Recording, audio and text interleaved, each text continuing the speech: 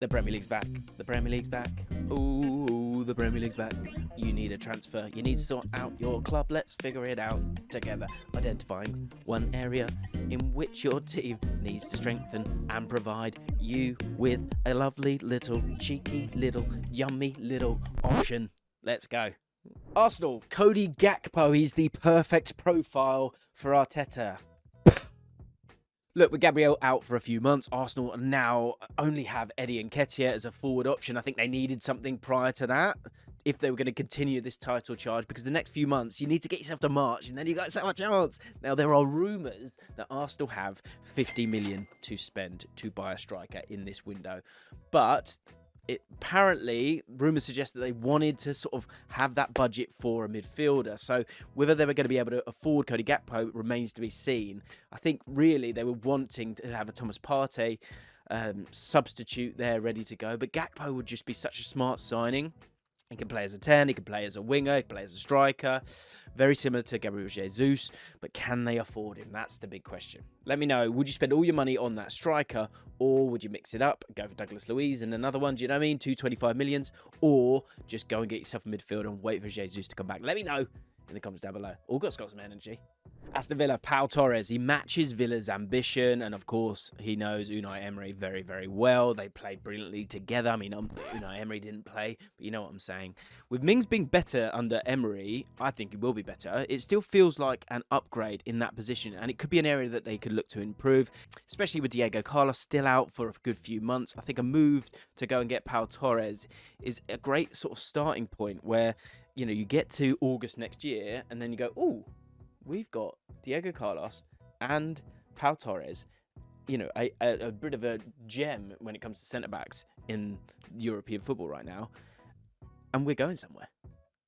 Make it happen. Bournemouth, Benjamin Beauregard. He's held in high Beauregard. Benjamin Beauregard. I'm not losing my mind and I'm not having a stroke. I'm trying to say his name and I'm not totally sure how you say it. But what I have seen of him as a player, I think he adds some complexity to Bournemouth's attack if they were able to get him. Because so far, Bournemouth, like, their two options when attacking it, they're either like play direct to the strikers and feeding off knockdowns, or funneling the play down the right to Marcus Tavernier. Or Tavernier. Again, don't come after me. Who carries the ball? Now, hang on, I remember how you say it. It's like Pierre, Tavernier, Marcus Tavernier. Tavernier. Pierre.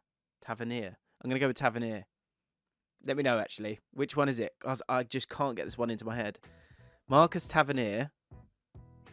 He's one of the only players at the club that create things with the ball at their feet at this moment in time at Premier League level. Therefore, someone like Beauregard would be excellent.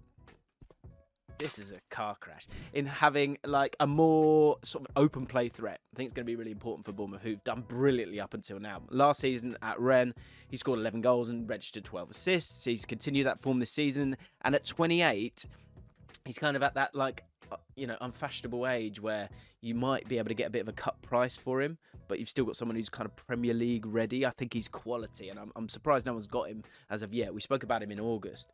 I really think he'd be a really good fit for Bournemouth, who need that creativity.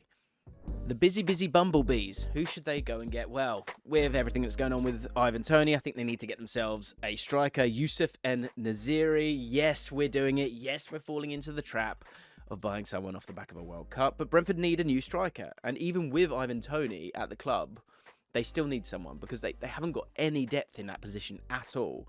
And En-Nesyri is a striker. I think I'd like to see him in the Premier League. I think he could offer something. I think you've seen that with Morocco. And whilst over the last 2 seasons he hasn't been prolific at all for Sevilla, he's demonstrated at that World Cup with Morocco that he can be effective and that you can play to his strengths. And I think with Brentford's technical players around him and having a big target man like him allows you to sort of bump up your XG, get up the pitch as well. I think we've seen it with Bournemouth. I think you've seen it over the last 18 months with Brentford as well, utilising Ivan Toney. So En-Nesyri could work well to provide good cover for Ivan Toney. Can I shock you? Brighton and Hove Albion need to sign a striker. Yeah, JLA viewers will remember this guy that I'm talking about now. Boulaye Dia. Okay, you might remember him from 2 years ago, where we put him forward as a suggestion for Crystal Palace. No? You don't remember that? It happened, okay? Since that time, he's moved to Villarreal, and it hasn't really worked out for him, if I'm honest, and he's now on loan at Salernitana in Italy, and he looks like he's back to his best, okay? He's been averaging conversion rate, this is amazing, of over 35% in Serie A this season. And with De Zerbi, obviously, having come from Italian football, he will know all about Dia, and he'd fit their system really well. He's a player that will stay central, and he'll always kind of be in the box. Most importantly, he's clinical. You know, that conversion rate speaks for itself. And he impressed at times, I think, for Senegal in the World Cup, and he's definitely a Premier League quality player. Chelsea. Arthur Thiat. Cheaper alternative. I know you're all going, go get Gvardiol. You'll watch another video and they go get Gvardiol. Yeah, sure, you can go get Gvardiol. But do you fancy a cheaper alternative? Shall I save you some money, Mr. Bowley? It's been a while, hasn't it? The Premier League stuff. Todd Bowley, right? Yeah. Really struggling with names today. Slightly concerned, got to be honest. But he would be a cheaper alternative to Gvardiol. Now, Chelsea have been heavily linked to Gvardiol recently, and thanks to his performance in the World Cup, he's probably added about 20 million to his price tag. So, as I said, if Chelsea have the money to spend, then by all means go and get him. He's special. But if they want to be smarter and sign a player with equal potential, and that someone that is also fitting what they need, which is a left-footed centre-back, then they could do a lot worse than Arthur Thiat. Thiat ranks very well in ball progression, and at 22 years old can become whatever type of player Graham Potter wants him to be. Very, very malleable. Left side of defence has been that issue for Chelsea this season, with Cucurella sometimes being deployed as a left-sided centre-back and struggling. So that is the hot spot for them. Look, if you've got the money, go get Gvardiol. But if not, we thought we'd put forward someone a little bit different, like Thiat. This is a hell of a shout. Crystal Palace, Jed Spence. He would offer something so new to this Palace side, and he would just fit brilliantly. I think, look, Nathaniel Clyne has been solid and steady for Palace since signing, and with Nathan Ferguson often having sort of struggles with injuries, Palace they'd be glad to have someone like Clyne, but Clyne as a backup, but because of his limitations, would be really, really nice. You know, Jed Spence, he is massively struggling for game time at Spurs. Something's not right there. It doesn't feel right. And so maybe a loan option could be a viable option for Palace, a team that plays free-flowing football and would get the best out of him, but he would get the best out of Crystal Palace as well. Because, you know, allowing the team to be more expansive and just even more exciting speed out on the wings would just make Palace even more dynamic. I'd like to see it personally. I just think it would really take them to another level, and you could maybe move to a back three as well and just be that little bit more flexible as a team, but again, continue with that dynamism. Everton, Ismail Assar, I think he'd be a great addition. He would add so much quality, needed quality. Everton's forwards have been absolutely abysmal this season, and Everton are one of the lowest scoring teams in the league, and it's largely down to the lack of quality in the final third, alongside not having Dominic Calvert-Lewin consistently fit and Maupay not really fitting the system and what they need.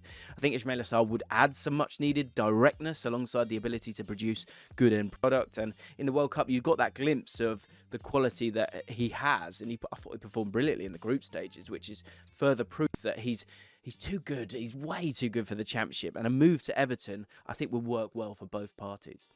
Fulham are in a really good nick at this moment in time. It looks like they're going to be safe this season. I know that feels dangerous for Fulham fans, but I think overall you've played with a sort of a gusto and an attacking verve that I think you can be really proud of, and you can start to build for the future. And I think Taylor Harwood-Bellis will be an amazing shout in terms of building for the future. You know, out of the 4 centre-backs that currently are on the books at Fulham, none of them are under 25, and only 3 of them are their players. Shane Duffy's on loan from Brighton.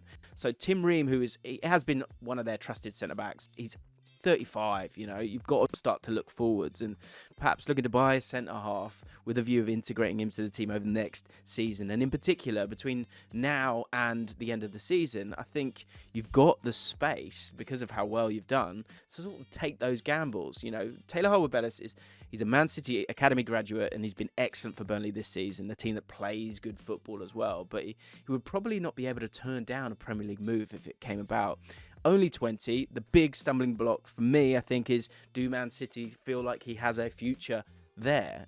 If he does, and especially for a team that plays 60 games a season, it might be a hard one to get your hands on. But to make that little bump up from Championship to Premier League as a loan could be a really excellent option for Fulham as a player who's great in possession, but also is probably someone that you're maybe not going to be able to buy. But if you can buy him, go get him. Can't see it. Leeds United, Jorginho Rutter. This guy has limitless potential. Leeds they're pretty sound across the board, but one position that definitely needs strengthening is, of course, that striker position.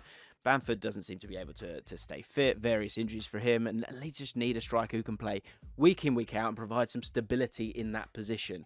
Leeds have also demonstrated in recent transfer windows that they're keen to add young, exciting talent to their squad who have the potential to grow with the team and to buy into Jesse Marsch's plans. I think Jesse Marsch needs that as well. I think he works better with younger players as opposed to those older guys, because I think he needs that buy-in. There's a disconnect there in some way, shape or form, and I think that's only going to come with time and, most importantly, results. Rutter is only 20 years old, but you can see he's got talent both technically and physically when he plays for Hoffenheim. He also works extremely hard, which obviously suits Leeds down to the ground. Leicester City, Axel Disasi. Buy him before a bigger club buys him. That's what Leicester need to always be doing. That needs to be their remit. And I think in someone like Axel Disasi, you've got a 24-year-old. He's starting to enter his peak. And the centre-back currently plays in Ligue 1 for Monaco. He's got all the hallmarks of a future world-class centre-back. And he ticks all the boxes that you want for a modern defender. And I think that's still an area where Leicester City don't truly know what they want. It's not, there's not a stability and a foundation to build for the rest of the team. Johnny Evans is getting older, obviously. FaZe has come in, done well. Sionchu just doesn't convince me at all. And so to go get someone like Disasi would be a really good shout because he's brilliant in possession, but he's also really astute defensively, and he's really impressed in Ligue 1 this season. His stats look great, but also in the Europa League this season. And that's one of the reasons why he was included in that French World Cup squad. If you're a defender and you're getting in the French World Cup squad, you're decent. You're really, really good. Leicester could do with that centre-back in January. Wout Faes, as I said, has been brilliant.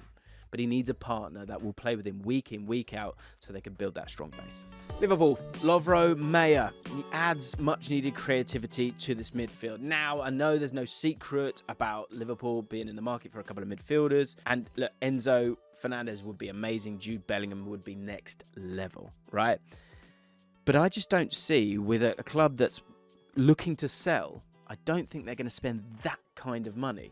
So someone like Lovro Mayer is a different option. And that's kind of why we wanted to put him forward here. Because, look, Fernandez and Bellingham are excellent going forwards. But they're much more sort of box-to-box than Mayer. Mayer is a sort of player who's similar to, like, De Bruyne in his attributes. And he'd be a very nice fit on the right-hand side of Liverpool's midfield, especially when they play the lesser teams and want to be that little bit more proactive. So, look, if you can go and get those other two, go and get them. But I don't think they want to spend the money. So Mayer might be a decent option. Problem is, he's got a contract to 2027, so he might cost a little bit as well, but he's a good, solid player.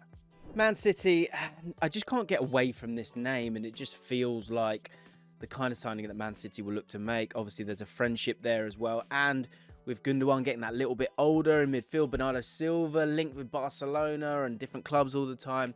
Jude Bellingham is the future in terms of midfielders. His ability to drive the ball is pretty special, and his tackles and interception numbers are always so high. And I think, has he got the subtlety in terms of his runs to be a great player for Man City? Maybe, maybe not. I don't know, but I just can't put forward anyone else apart from him. Man City go and buy the best, and Jude Bellingham, obviously that friendship with Haaland will be there. Will it be enough? Who knows? But Bellingham in that midfield with Rodri and De Bruyne, that's pretty frightening, and I can't not put him forward. It's a good fit. Manchester United, Marcus Thuram. I think he could be the perfect solution. A perfect striker for Erik ten Hag. If you think about, a physical handful that's also excellent on the ball, Thuram knows where the goal is, and he has that wide variety of sort of tools that help him score goals for fun. To be able to play off the left or down the middle with a 6'4" frame, that makes him a handful for defenders. He's also got that explosive turn of pace when he's hunting for balls in behind. His profile isn't too dissimilar to Haaland in terms of physicality and pace. Maybe he's not at that same level, but there's no other players at Haaland's level, right? And with his current club, Borussia Mönchengladbach, currently sitting in 8th position in the Bundesliga, a move to Man United may be too good for him to turn down and for Mönchengladbach to turn down, and it allow them to get that little bit more money from a team that's got a lot of money. Or so it seems to be. Newcastle United, Dominic Szoboszlai. He would be a magnificent, perfect signing for Newcastle United. The midfielder usually plays as one of the 10s in a 4-2-2-2 for RB Leipzig, but you can also play in the centre of midfield or on the left wing. That versatility alone, it just makes him a really good option for Newcastle. I know people are going to be screaming about James Maddison, and that would be great, but I think you might actually get Szoboszlai for cheaper. And when it comes to Newcastle, it's his quality that should pique their interest. You know, the Hungarian is immensely creative from wide positions and the half spaces. He would slot into that midfield three of Newcastle so brilliantly. And he'd also strengthen those Champions League credentials. And let's remember, that is the case when it comes to Newcastle at this moment in time. Yes, it would be, ahead of the project, but why not? They're in that position at this moment in time. And, importantly, he's only 23 years old. So perfect. Suits that Newcastle scouting profile. For Nottingham Forest, now let's be honest, do they really need to sign any more players? I mean, I've got to put someone forward because it's one transfer for every team. But really? If you do need a player, then maybe it's a striker. Awani is the only Premier League quality out-and-out number 9. Okay, so Kyogo, who currently plays for Scottish Giants Celtic, would be a fantastic signing for Forest. The Japanese forward has averaged almost a goal per game for Celtic since joining, and he'd be a very clever signing from Steve Cooper. He can also play on the left-hand wing if you need that versatility, but I think they've got enough of those kind of players. So really, that out-and-out number 9, that depth, could be something that Forest need, but really I think he just needs to get his hands around that group of players that he's got, because that's a good enough squad to stay up. Southampton, Ferran Jutla. That's right, another tricky name. Southampton need a number 9, and Ferran Jutla currently plays his football out in Belgium for FC Bruges. Is it FC Bruges or is it Club Bruges? It's Club Bruges. The Catalan striker has been phenomenal, both in the Pro League but also in the Champions League. He's been really, really impressive. He's only 5'7", but he's a real handful. He's a bit of a ghost. He sort of gets into those great spaces and scores goals. And at only 23, he's got quite a high ceiling. So I think he's a player that I've enjoyed a lot watching some of the games for him in the UCL. And I think he's one of those undercover gems that Southampton could go and polish. Tottenham, would they dare Wilfried Zaha? He adds pace. Son is probably the only forward that Spurs have who could be classified as out-and-out pacey. Kulusevski and Richarlison, they're not slow, of course, but they're not lightning. Lucas is quite quick, but it's more of a sort of scurrying around. There's never really that end product. He's not blistering. Therefore, signing someone like Zaha could be a signing that makes a lot of sense for Spurs. He's got that directness, that take-on ability. He's, I think, elite at that, and it would be something that works well in a Conte system, as well as his eye for goal as well, which has got better and better as the seasons have progressed. His characteristics, they make him very well suited to Conte ball, and it seems like a very good match in my eyes, because Zaha's contract expires in the summer. So it's one of those where, yes, you'd love to give him that big farewell, and you should enjoy him, Palace fans, whilst you've got him. But if you can get a bit of money out of him, why not? The stumbling block might be Zaha, who's waited this long, for him to wait a few months more and get that bumper contract. It might be a bit too tempting to turn away. To turn away. It might be a bit too tempting to turn away. I can only apologise. West Ham, Jesper Lindstrom. Be really good cover for Jared Bowen. Bowen is the only natural right winger at West Ham, and it means that he's obviously plays a lot. You've got the Europa League, and signing someone that could give him that cover in that position, it just makes total sense for me. And Jesper Lindstrom, he's been tearing it up in the Bundesliga for Eintracht Frankfurt this season, which, he's seen him earn that call up to Denmark. He's 22 years old, quick, and he's got really good feet. But most importantly, I think he's got an eye for goal, which I think lines up really well with what Jared Bowen provides. And also, Jared Bowen, you wonder, is he, does he need succession? Is there going to be a move for him in the summer? So to get someone embedded in and good to go might be the right option. I think it is.